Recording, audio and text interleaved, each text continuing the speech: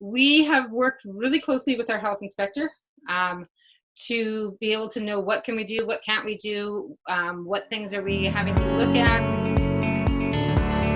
That's been really helpful because it's allowed us to be able to set camp up in a new way, but knowing that we're following all of the regulations that are in place and all the recommendations.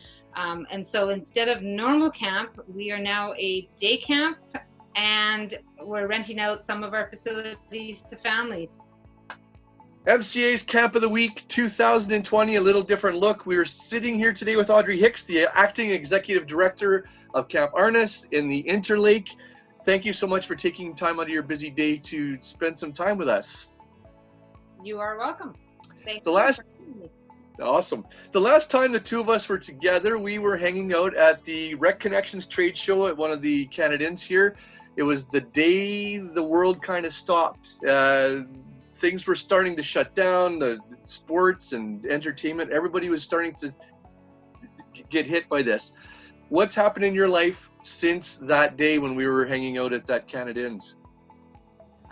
Well, as far as camp goes, basically everything. We found out from the government shortly after that we would no longer be able to run any programming. So we had to shut camp down. The only thing we were allowed to do was maintenance to keep up facilities. We laid off 17 of our 23 staff, which was really sad. And then we basically went into a little bit of a holding pattern to see what the government was going to say. And once they started to give some direction, then we started to plan for a completely different summer.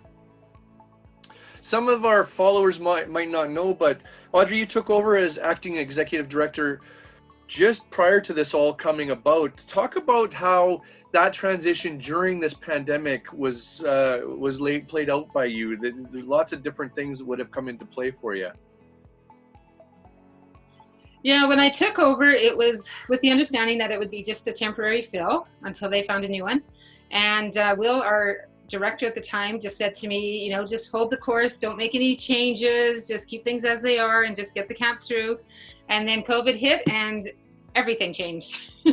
So that went out the window. So with all these changes, and I mean, you talk about the number of kids that come through your camp. Talk about what you have had to do to adjust to the new rules and the pandemic that's kind of changed things for us. We have worked really closely with our health inspector to be able to know what can we do, what can't we do, what things are we having to look at. And that's been really helpful because it's allowed us to be able to set camp up in a new way, but knowing that we're following all of the regulations that are in place and all the recommendations. And so instead of normal camp, we are now a day camp, and we're renting out some of our facilities to families. So that must be a pretty exciting part. Is that part of, this is always that time of year, just that first week of July when just kind of ramping up. How has that changed for you since this pandemic stuff has come about? Very different. We're used to having 250 kids show up here for camp every week, and our first day camp had 8 kids. Our max that we're going to take is 50, and we do have one that's already full. But just very strange to be doing such small groups compared to what we normally are.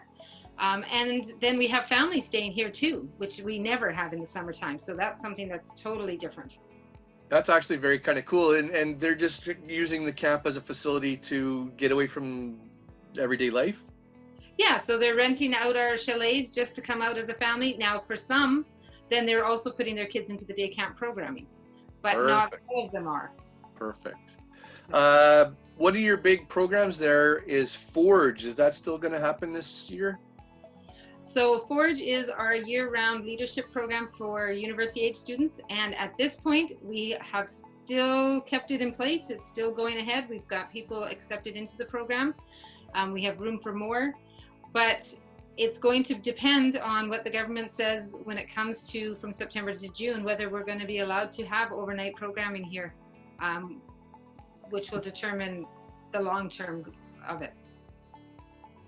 For people out there who might not know exactly that camp is even going on, just a general public out there, what can you tell them that would enlighten them about how things have changed for you as part of this pandemic process? Well, it's completely changed our programming. Because we shut down, we went from full income to zero income. Now with summer, that is, helping and bringing in some, but it's not near the, we're probably at 5% of our normal income, which doesn't cover the bills very well. So, but at the same time, I have to say God has been good, because at this point, 3 months into the pandemic here, we are still going and hope to continue to do so. I really appreciate you taking the time out of your busy day to spend some time with me. Audrey Hicks, Camp Arnes in the Interlake. Good luck this summer. Looking forward to getting back into our regular mix, and we can get out there and do our camp stuff and all the things that we do for kids. Thank you for your time. All right, you're welcome. Thank you.